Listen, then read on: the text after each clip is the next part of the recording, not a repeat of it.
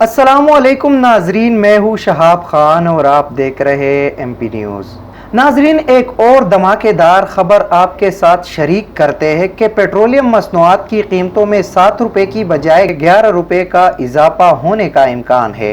عالمی مارکیٹ میں خام تیلوں اور قیمتوں میں اضافے اور پاکستانی روپے کی قدر میں کمی کی وجہ سے 16 اکتوبر سے پیٹرول 8 روپے، ڈیزل 11 روپے مہنگا ہونے کا خدشہ ہے۔ تفصیلات کے مطابق ملک میں 16 اکتوبر سے پیٹرول مزید مہنگا ہونے کا امکان ظاہر کیا گیا ہے۔ 1 اکتوبر سے عالمی مارکیٹ میں پیٹرول اور ہائی سپیڈ ڈیزل کی قیمت میں 10 دنوں کے دوران $12 فی بیرل اضافہ ہوا ہے اور اگلے 3 روز تک قیمتوں میں اضافے کا رجحان برقرار رہنے کا امکان ہے۔ اسی باعث پیٹرولیم انڈسٹری ذرائع کا بتانا ہے کہ چند روز بعد ملک میں پیٹرولیم مصنوعات دوبارہ مہنگی ہونے کا امکان ہے۔ پیٹرولیم انڈسٹری ذرائع کے مطابق عالمی مارکیٹ میں خام تیل کی قیمتوں میں اضافے کے علاوہ پاکستان میں ڈالر کی قیمت کا بڑھنا بھی پیٹرولیم مصنوعات کی قیمتوں میں اضافے کا باعث بنے گا۔